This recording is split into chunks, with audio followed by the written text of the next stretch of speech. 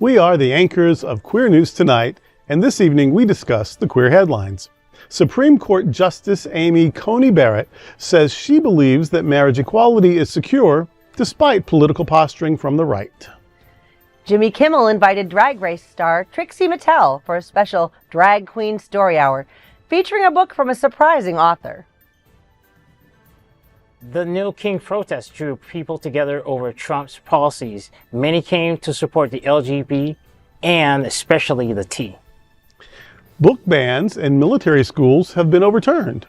A federal judge states that the government doesn't have the right to stop students from pursuing topics. All this important LGBTQ plus news and more this evening on Queer News Tonight.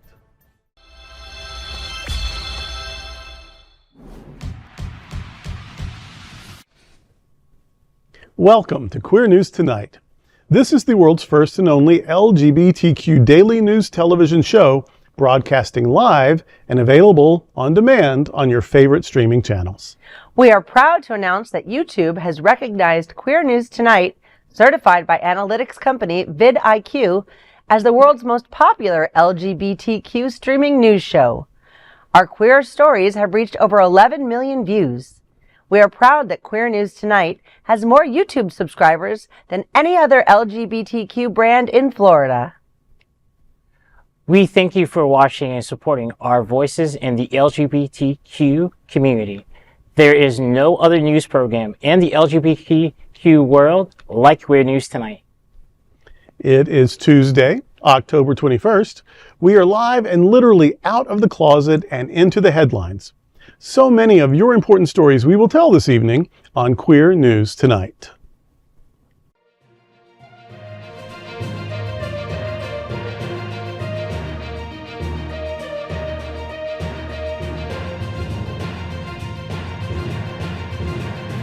You're watching Queer News Tonight, the world's first daily LGBTQ evening news show. Welcome to the world's most important LGBTQ evening news show. Hotspots Magazine Happening Out Television Network is a nonprofit 501c3 media company in the same model of PBS and NPR, but designed for the LGBTQ community. Our nonprofit mission is to support the 11 pillars of the LGBTQ community. We want to inform and educate the key issues of lesbian, trans, Latino, Black, healthcare, seniors, students, faith, social, justice, business, and queer culture. Help us support our diverse community. We are part of one of the largest LGBT nonprofit media companies in America, Hotspot Magazine and Happening Out Television Network.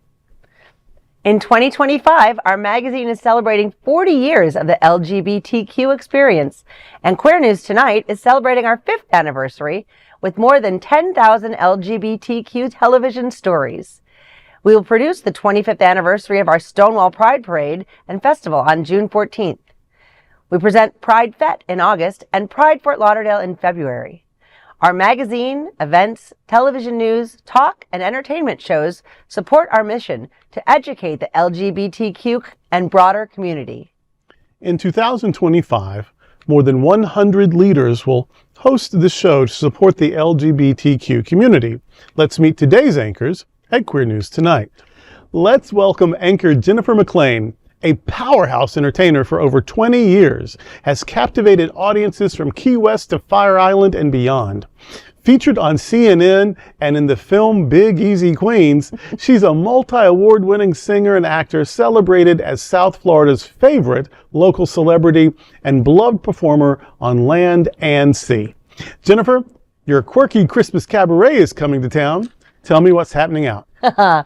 Don your gayest apparel and join me December 9th, 10th, and 11th at the Foundry in Wilton Manors for my Quirky Christmas Cabaret. Get ready for another festive evening of music, stories, surprise guests, and your favorite holiday carols. I've got this year's ornaments ready to be painted, and I am perfecting the Fireball Snickerdoodle recipe personally. Travel plans for my special guests are being coordinated and new songs are being learned. And I just can't wait to bring you this year's 3rd Quirky Christmas Cabaret and Sing-Along. Get more information about the event and join my VIP list at jennifermcclain.net. I cannot wait. Are you ready? Tickets just went on sale yesterday, and they're going pretty fast. I'm really excited. I've got my special guest. They're secret. Oh, okay. Secret guest. But they're lined up. All right. Think of it like laughing, like knock, knock. Hi, who's here? It's like laughing. We're so old. Did he get Ronnie to play? Who's going to play Santa? Ronnie played Santa the first year. Maybe I'll get him to play Santa, Ronnie Larson. Yes. He does play a nice Santa. Well, a naughty Santa. A naughty Santa. Which is the best Santa. Cabaret is a special art. And here, Wilton Manors, Fort Lauderdale, it just seems to be more alive than most places. Yeah. So we have great artists. It's still an art form that's treasured here, and the holidays, it's going to be great. So if you already know Jennifer, and of course you already know Jennifer, you know it's going to be a great show. But if you're new to the world, maybe you just turned 21 or whatever, you want to see this. You want to be. I promise, I'll be there. You're going to love it. It really is a good time. Yeah. So I hope everybody can come out and see it. Let's welcome anchor Carvelle Estriplet, founder of Carvelle Bikes, the only LGBTQ bicycle business in Wilton Manors.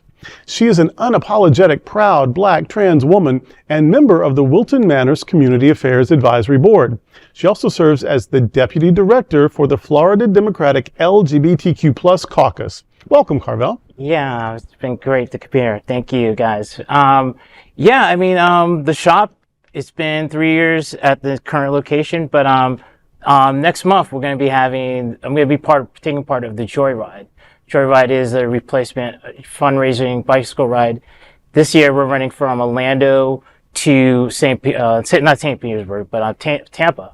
And of course, this ride also raises money for all the agencies, especially now, such as Broward House, AHF, all the nonprofits that right now that are facing these cuts for HIV prevention. So my shop right now is going to be partaken by supporting the riders, by supporting any flat tires, technical stuff. So I have done this event last year for the first year for the Joyride. So this is going to be the second year. The third year I'm being partaking for it. And I'm looking forward to it. It's going to be a fun event and great too. So you're around, tools in hand, ready to get people back up and rolling. Oh yeah, any flat tires, any mechanical issues. I am I'm the lead technician for Carvelle Bikes is here for the Joyride and all the riders that's coming out. Along with that is the shop is expanding the rental program, and we're still here. My shop is still here on 2917 Northeast 6th Avenue, and season's coming, so bikes are available, service is still available.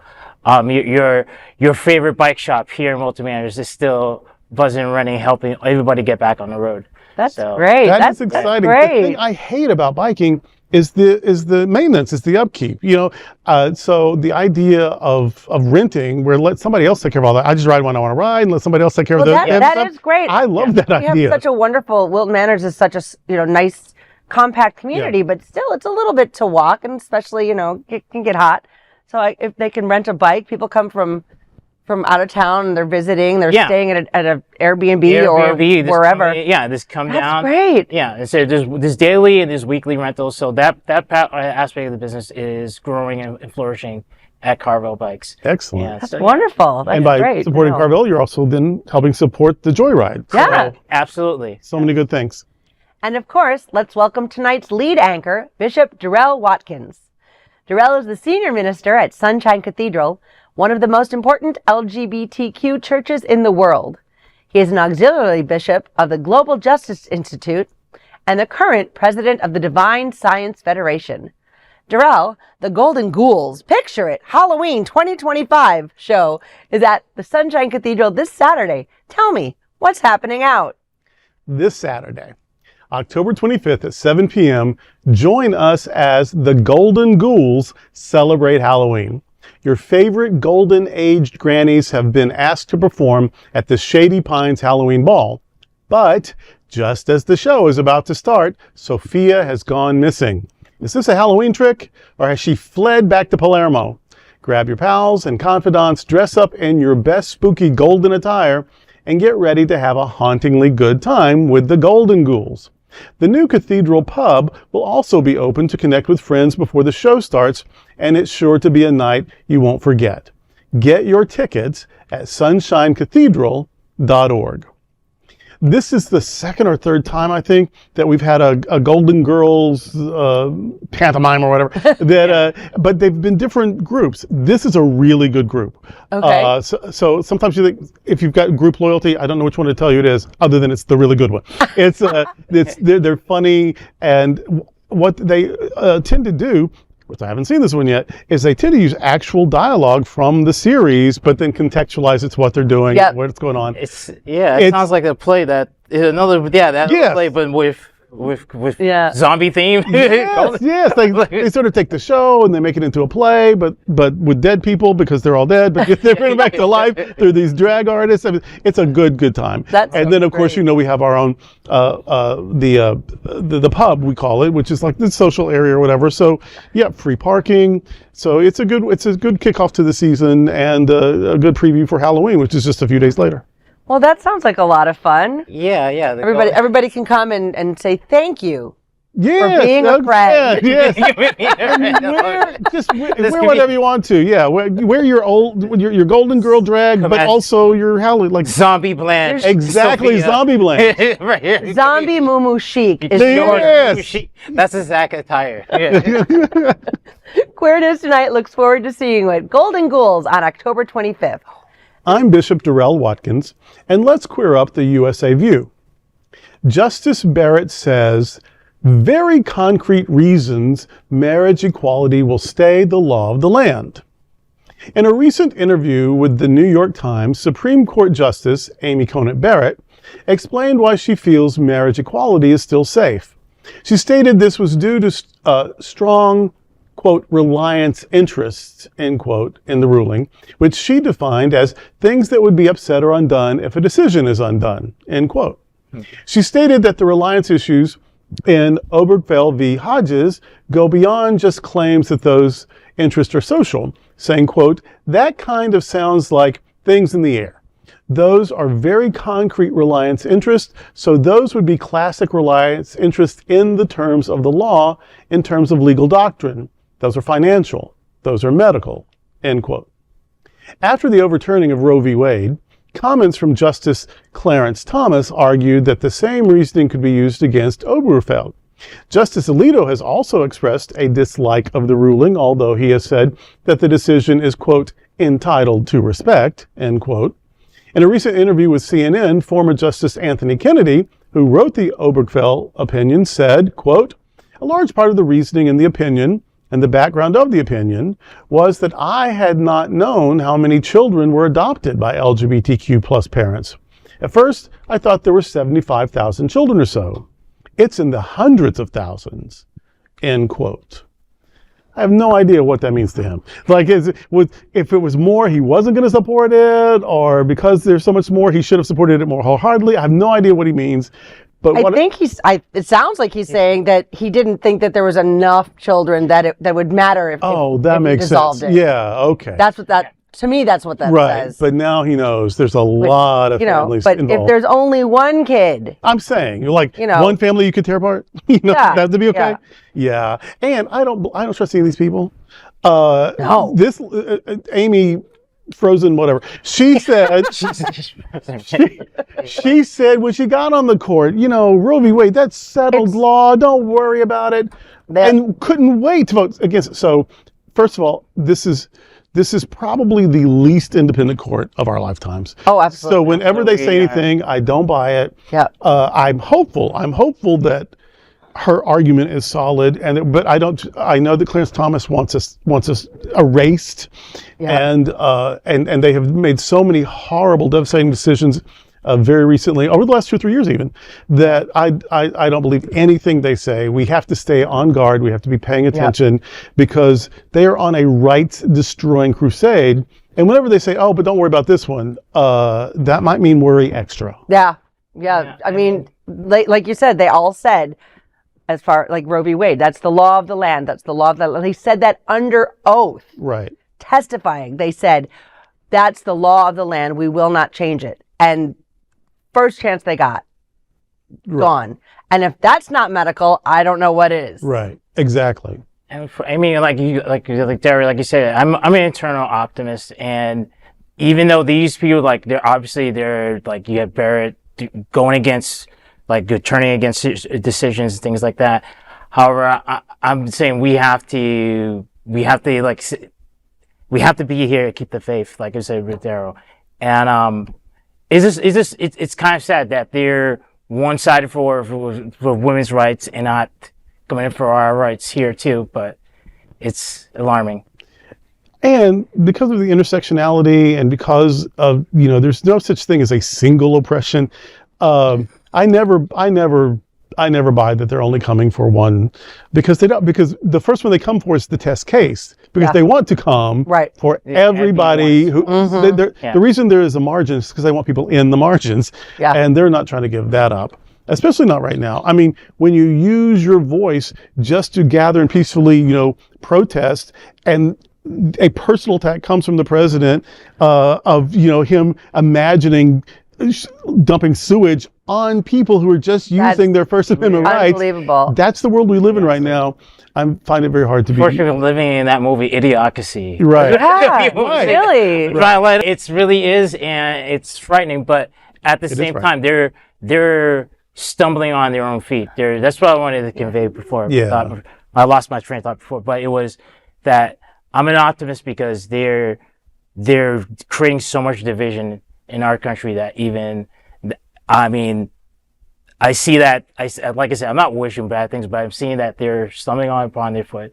And all those great numbers of people rallying this past weekend That's beautiful. is a sign of hope. That's what I'm saying. So, yeah. I do hope that, and I have seen this not often enough, but people will sometimes stumble into their own humanity. Sometimes it finally smells bad enough, looks bad enough, sounds horrifying enough that they think, wait, those were children or somebody's grandma, or that could have been me, or you know what I mean? And I'm hoping that things are almost bad enough that people are starting to stumble into their humanity. Or, like you said, oh, wait, it's hundreds of thousands of children? Yeah. Is there an exact number for it? When it's okay and not okay? If he needed a tipping point, maybe it's helpful. I don't know. I'm Jennifer McClain, and let's queer up drag culture. Trixie Mattel hosts Jimmy Kimmel's Drag Queen Storytime reading Trump Memoir to kids. After having been canceled by the Trump administration for his comments about the Republican Party in the wake of Charlie Kirk's murder, Jimmy Kimmel has returned to the air swinging.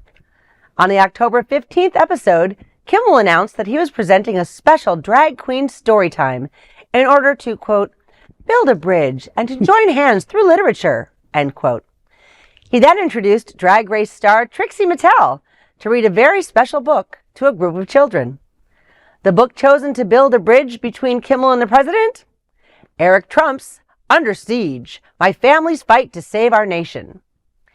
The kids in attendance did not seem excited about the announcement, prompting Mattel to say, quote, listen, we have to pay respect because his ghostwriter worked really hard on this. Is everyone here potty trained?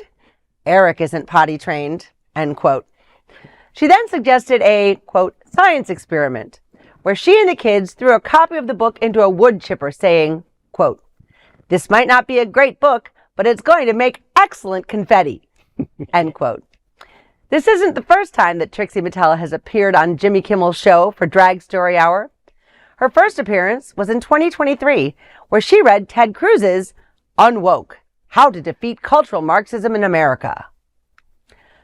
Well, I'm going to have to go back and watch that. I did not see that. I didn't see that clip either. I mean, I love a good Drag Queen Story Hour. And what a choice. What a choice. She did. I saw it. But I didn't. I was on the show. I saw it on a reel, and so I didn't. Where's this coming from? I didn't get the connection, but it was hysterical, and the kids were kind of into it. Like I don't know if they were in on the joke or they were just responding to what she was feeding them, but it was actually quite genius. And the book that they chose, what was it called? The My Family's Attempt to Save. motherfucker, please. I mean, really, this family attempt to save anything, they wouldn't even save stamps. They're not, they haven't tried to save anything other than their own wealth, their own power, their own privilege. I can't believe that anyone believes that there's an altruistic bone in the whole family. I just saw the speaker. Not even the Spurs. Not even the Spurs, right. I just saw the speaker. It was just in the last couple of days talking about, like, he was standing with the we'll say the president, and he was talking to a group, and he said he has saved border security. He has saved. He's put away crime. Like, he is, like, in just weeks has just changed the world for the better. Oh. And he was just all shucksing and grinning and about getting all this little praise or whatever. And I'm like, you can't believe any of this. No, you cannot believe any of this. You are tearing apart families. You are denying people their rights. Due process. Due process. I mean, you are imprisoning people without trials. I mean, he still hasn't saved anything. And sending military troops into cities that didn't ask for you, that's not helping crime. That is a crime. So, and the felon in chief anyway. So anyway, good choice, Trixie. Great book. I think we Appreciate should it. bring the show on the road. Have Trixie, and then just like the No Kings protest, they everyone was dressed out as like costumes. Any thing I said, I guess we have the drag show reading to each of the protests road right there. So I mean, And to roast his own book. Eric's own book with kids, because of course they say that drag is obscene, and so for her to show how politically poignant and relevant it can be, and these kids aren't any kind of harmed by being exposed to a clown. That's what drag is. That's why they were into it, because it's entertainment. Yes. It's fun.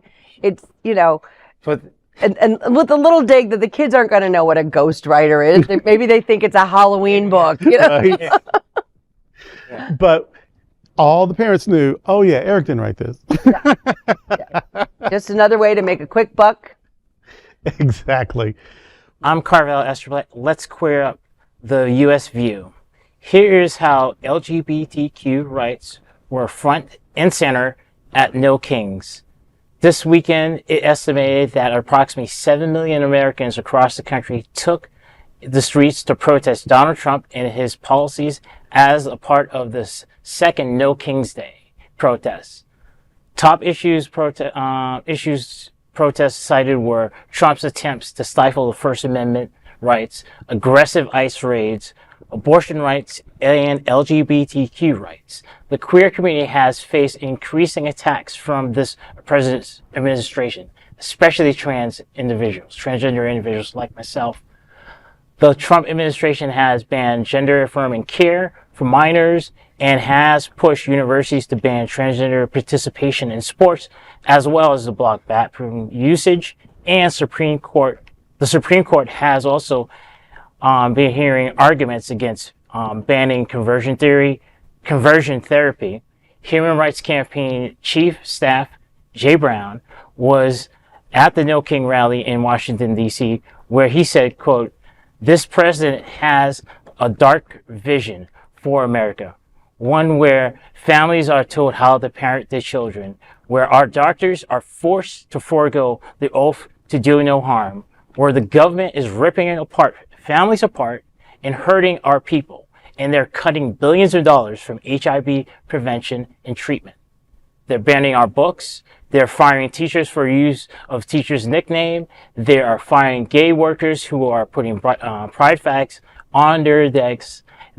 But all we are here because we believe in a better America. We believe in a country where kids can get a quality education, free from bullying, where love is love, where freedom is afforded to all and not reserved for the wealthy few. This America is at the greatest, and this is our America. Especially these times, I'm telling you, right now, it's a sign of a good time. I'm an eternal optimist, and I've been repeating that because we need more numbers of people to come together, and we've seen a lot of people come together this past weekend, and it was very peaceful, unlike Fox News reporting all the edge and things like that. And it's funny that there's some clips out there of right-wing MAGAs coming out there and getting their Circumma by falling down, and yeah, it's their administration of hate. They're if you can't speak any good of anybody, what is your point in being government? This like you can't. They're not here to administrate. They're obviously this hate, this pure hate, and we can outshine hate with love all day, every day. You were there. I was there. I was at one of them, yes, here in Fort Lauderdale in the Coral Ridge area. Thousands, tens of thousands. It went from blocks in either direction. It's at the corner of Oakland and US 1, and it went for blocks in either direction, and then 3 or 4 people deep all along the way. We sang songs, sometimes like freedom songs, sometimes patriotic songs. They had some of the old chants going. Sometimes they'd be playing some Springsteen. It was people coming together and celebrating that we can still get together and celebrate it, right, and make our voice heard. Now, that same day, of course, the president made a silly cartoon of him dumping sewage on people like me who were out there protesting. And here's what is so, besides being tasteless and gross and stupid and ridiculous and juvenile and sophomoric and stupid and all of that, but it is just almost unprecedented. A word that doesn't mean anything anymore in this administration. It doesn't. But that, okay, yeah, this party won, but you're still the leader of everybody. This is weird that if you're not in his party, and you can't even disagree with him if you're in his party. If you're not in his party and never disagree with him, then you are the enemy. Well, that's not democracy. That's not a multi-party democracy. So, okay, you won. Now we got to work with you, whatever. No. I won, that makes me the boss, and if you're not all, blowing smoke up my skirt, you're the enemy. That's not normal. That's not how countries work. This is not That's normal. not healthy, and that's not democracy. And that's why we were out there. Yeah. So, well, 2 of the things that I took away from it, when Republicans and mostly the Trump supporters said, we don't have kings. If we had kings, we wouldn't be able to gather like this. That's not what No Kings is saying. right. No Kings is not saying we don't want the king we have. We're saying we don't want kings. No, yeah. Kings who are above the law. Kings who are making decrees, making royal decrees. Yeah. But the other thing that I really liked is how the American flag and the American symbols and red, white, and blue has been for the past several years really co-opted by the right and made and almost become a symbol of fear for people on the left. And I didn't attend a rally myself, but I did make a point to drive down to the one on Sunrise and A1A on Fort Lauderdale Beach, which was supposed to be several times larger than the one you were at, just because of they had more space to be at. And there was a couple flags that I saw that, made me catch my breath for a second, and then they unfurled and they said, "No Kings," or they said, and it was just, and there were a lot of support for LGBTQ. Oh, sure. Yeah. T and trans, especially trans rights. But what I noticed in the section that I saw was just a bunch of everyday Americans. Yeah. And some older people because they've already fought this battle. It was men, women. It was husbands, wives. It was everyone. Gay men, lesbians. It was really a cross section, and that was really moving. And I met a lot of people in their 80s, though. Yeah. Sometimes in wheelchairs. They've already fought these battles. My mom went. My mom went to the one in Buffalo. And yeah. So these people who are like bringing their oxygen and their walker or their scooter or whatever, because it's that important to them. Like they thought they'd already won these battles. They've done this back when they, for Vietnam, or they did it for Roe v. Wade, or they did it for marriage equality. Well, out there again. And so that was also a little inspiring to see that your activism doesn't have, like, you may get old, but your activism can stay young and engaged. My favorite signs are the ones that said, I got to do this shit again. My mom, she's probably going to watch this and hate me for this, but she's 84. And she was out there. She goes to all the rallies. She goes to all the protests. Yes. She was protesting. I mean, back in the 80s, I think she was going to take her pins, from the political pins from now and and all that from all the years. I know it's hot here in Florida, but I like when people still wear their pussy hats. Like to remind us, because that's still a She thing. made them. She made them. She made some. Yeah. Right? Okay. Yep, she sure did. But they're cutting cancer care. They're cutting HIV care. ICE is basically a paramilitary unit. It's without accountability. Choice is gone. Yep.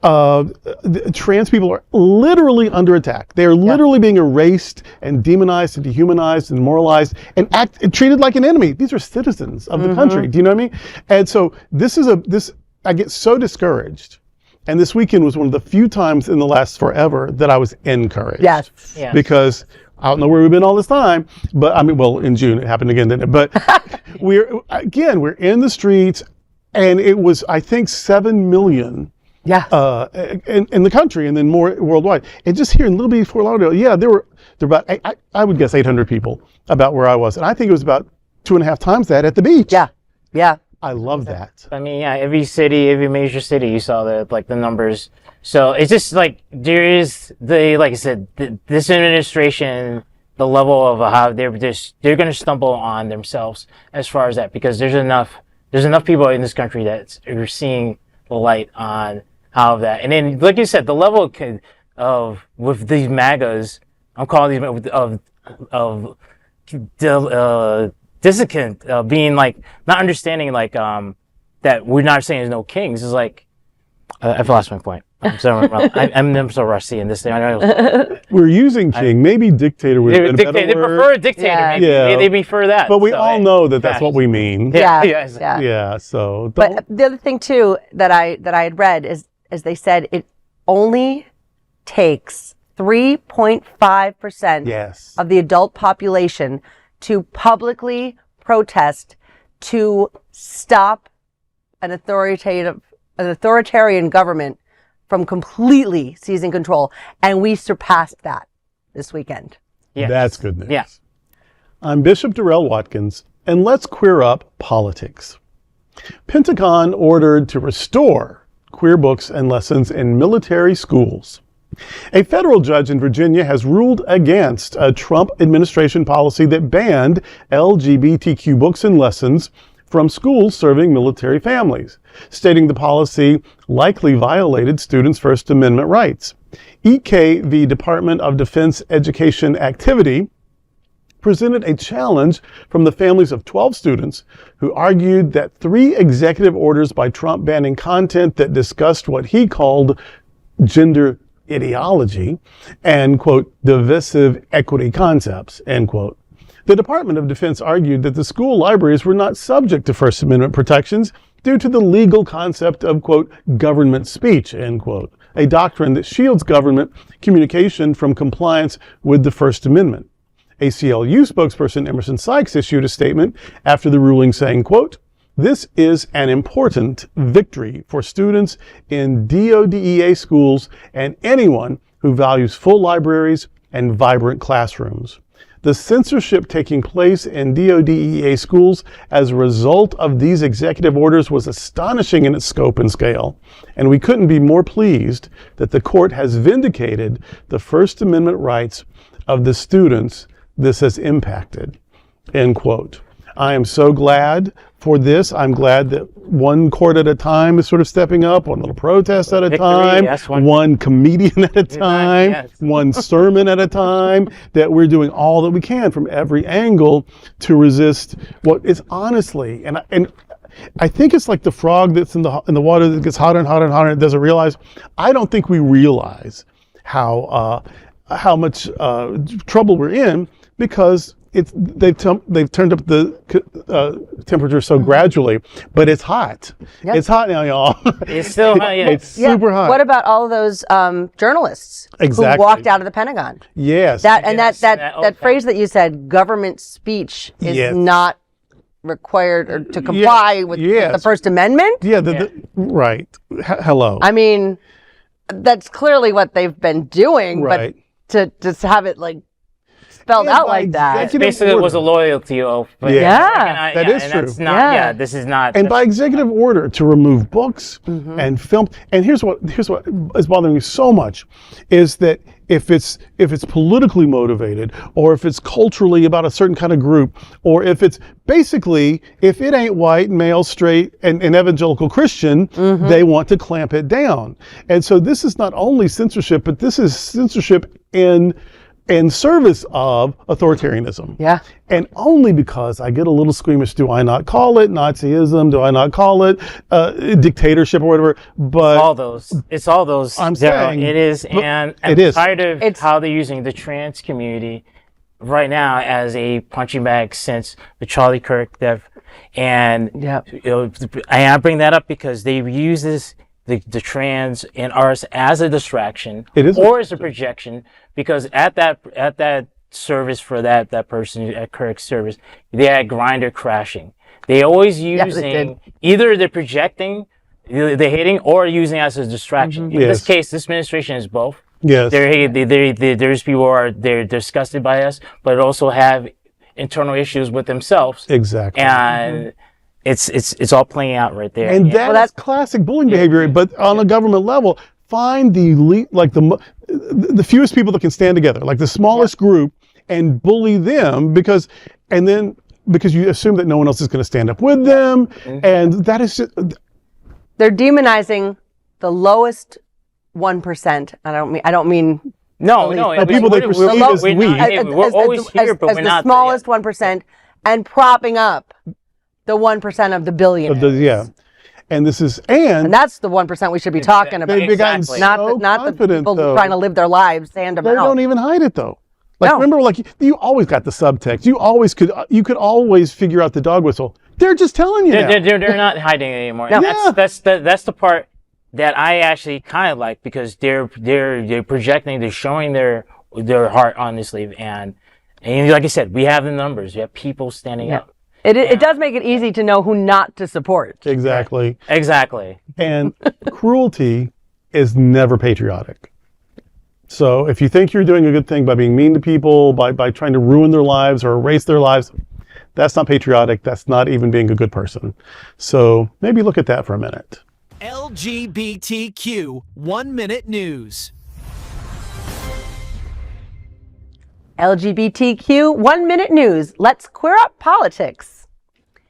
Here's how fraudster George Santos found out he was pardoned by Trump. Convicted gay Republican conman George Santos recently had his sentence commuted by President Trump after having pled guilty and been convicted of 23 felony crimes. His charges included wire fraud, identity theft, and falsifying records. He found out about his release while in prison, as other prisoners in the cell block saw the notice on TVs and called him over so he could see the news. According to Santos, the president has also told him he will not have to pay victim restitution. Well. Surprise, surprise. I mean, I guess he's ready to go hit Hell's Kitchen and get back in drag and earn those dollars. Scary drag for Santos. Scary drag, yeah. Although if ever there was a barn that needed a coat of paint, it would certainly be that one. I wonder though, 23. That's still not as many as the person who's not 34. Not 34. Not 34. Everybody hears that this isn't normal, right? Yeah. That the 34-time convicted felon is like given a break to the 23-time. That's not how anything works. But remember now, his sentence got commuted. He's still a felon. Oh, he's still both. Well, yeah, they're both felons too. Oh man, we're running each other right here. So yeah, I mean they're getting an easier time of it, but history will remember them as criminals. I mean, both were here as orange paint. I mean, they should have a show right here with. So, and people are always saying, the LGBT community, they're always, trying to recruit away. Nobody wanted him. No, nobody wanted him. We did not ask for him. In fact, if there was like a homosexual apprentice, he would be fired. He would say, we don't want him. His gay card. We do not want him. Yep. So no, it is just pathetic and sort of trashy and whatever. He's out. And not surprising. Let's queer up entertainment. Secretly revealed, Colman Domingo will play the Cowardly Lion in the next month Wicked. Just yesterday, the Wicked movie Instagram page surprised fans with a surprise short video. It started with an image of a toy lion. The line is moving aside an out actor, Colman Domingo, who says, "See you in Oz," before the text appears on the screen announcing him as the cowardly lion in the upcoming film Wicked for Good. The announcement was met with much excitement, with Claire Rowden from MTV UK writing, "We need a stronger word than an icon." And I'm looking forward to seeing him on the screen with Colman Domingo. He's such a great actor. Just everything he does, he's just remarkable, and then he's appropriately cast. Yeah. For this production, definitely. Yes. Yeah, they've been teasing it. They've been teasing it for like a week or so, saying, "Oh, wait till you find out who's going to be the voice of the Cowardly Lion. Ooh, it's going to be. You're not going to believe it. Who's it going to?" And I didn't know until I read this. So that's great. He could play Queen Victoria. I mean, he could do everything. I love him so much. And what a great, 2, 3. How many queer icons are in this movie? Cynthia Erivo, Jonathan Bailey, now add Colman Domingo, these visible, important celebrities that are just out there doing their jobs, but also representing. Yes, superstar, outcast. We love it. We love it. Yeah. He and his husband have been together forever. They're a long. Their love story is the cutest. Well, the Trixie never went home. Oh my God! No, wasn't that they met outside of a Walgreens? Well, they almost like a didn't meet. misconnection. It was, misconnection. Remember those ads? Yes. In the back of the paper. Yes, they say, "I saw you. We had a thing, but you got away." I didn't know that. And then so I think I saw. And they met up, and forever after. I think I saw a clip of him telling the story on a Graham Norton show. Yes. LGBTQ 1-minute news. Let's queer up entertainment. Boots star Max Parker was a disco dancer and worked with Cynthia Erivo. The new Netflix show Boots, love it, might be upsetting the Department of Defense, who has called the show woke garbage, but the queer community has been celebrating the handsome cast of out actors. Heartthrob Max Parker recently appeared on the Tommy D'Addario podcast, I've Never Said This Before, where he discussed his past. He spoke about being a kid and competing in a British form of cheerleading called disco dancing, as well as being in a twisted West End parody of The X Factor with Cynthia Erivo. The podcast is available on iHeart.com. These guys are so handsome in this whole thing. They are. And it's so sweet. It's this kid. Well, actually, he's meant to be 18. But there's a twist. He might not quite be 18. Oh. And there's a mother who's a lot, and there's a best friend who's really just the best person, and then all these closeted people, and some of them have support, some of them don't, some of them are just heroes, and some of them are kind of shady, and like the world. And so it's so beautiful. And then at the end, the protagonist makes what to me is an uncomfortable choice. Seen it yet? Yeah. No spoilers. No spoilers. I only seen 2 episodes. Robert and I watched. But it is based on a memoir. It is. It is. That's the only woke garbage I want to see. The memoir, though, this guy who's the antagonist. I mean, the protagonist. It's his story. The writer wrote a novel, and then this series is based on that. So I don't understand woke garbage. It's just a person's life. This is what happened. Well, that's how they treat any life that is not of their white, and this is hetero, early 90s in the military, don't ask, don't tell situation.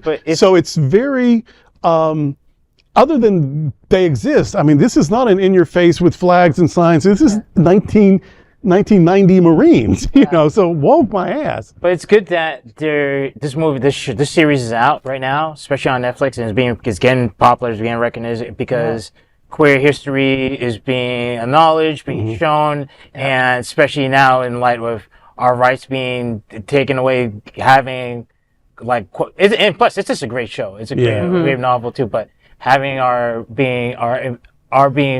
community being represented. Representation is always important, and these are human characters. These aren't jokes. These aren't villains. These are human, complex characters. A lot of whom are gay, and so it's woke or not woke. First of all, I'm sick of woke being used in a negative way. Stop sleeping through tyranny. Wake the fuck up. Yeah, Get woke. Exactly. I like that. And second of all, it's a great show. LGBTQ 1-minute news. Let's queer up business. Final collection to say goodbye to Andrew Christian.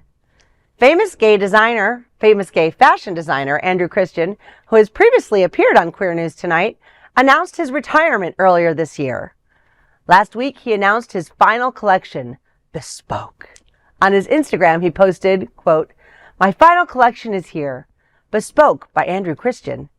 I gathered the final threads for this last collection.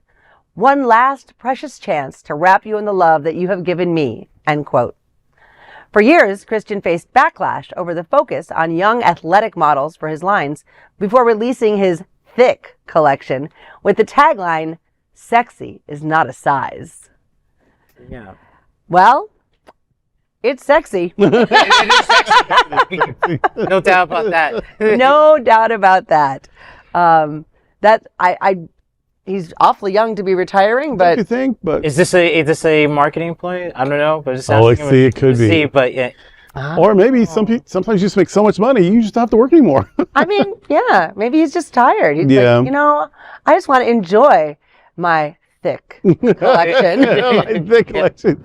Now we didn't see the Thick collection then, did we? Though we but we didn't No, see- they scrolled the there was no thing. I didn't see any. Well, I saw something else that's thick, right. but I guess that's the bespoke part of the. Oh, I see. Yes. Yeah, bespoke. Yeah, because more and more you see like bare models and full size models. Yeah, and absolutely. and I love that. I love. It seems like if you have a variety, then people aren't being fetishized. There's just like, oh, look at all these beautiful people and they're beautiful in their own way. And where if it's all the same, you think, if this isn't your thing, then Even Victoria's Secret has had a lot of positive press for having some plus size models in their runway show recently. Wow. It's like what we were saying before, the other story, representation. Yes. It's good to have that. Have to have that in every industry. So. Mm-hmm. So I like that quote. I hope he means it, because I always hear it as a little patronizing, but sexy isn't a size. Okay, if you mean it, I'm with you. But if you're just saying, oh, don't feel so bad about being chubby. But if you mean it, I agree with it. I mean, because I do think sexy comes in all sizes. Absolutely. And that's from a bishop. Those are today's headlines from Queer News Tonight. These anchors represent the best of our LGBTQ community. If our community is important to you, share this news with your friends and family. Join the conversation on your favorite streaming platform. Queer News Tonight is the only live LGBTQ digital television show in the world that is out of the closet and into the headlines. We need your support. If our community is to grow and then thrive, we must tell our stories and bring them to the attention to the broader world. This is the only place in the world that tells these types of LGBTQ stories in motion and sound. That is the passion of Hotspot Magazine and Happening Out Television Network and Queer News Tonight.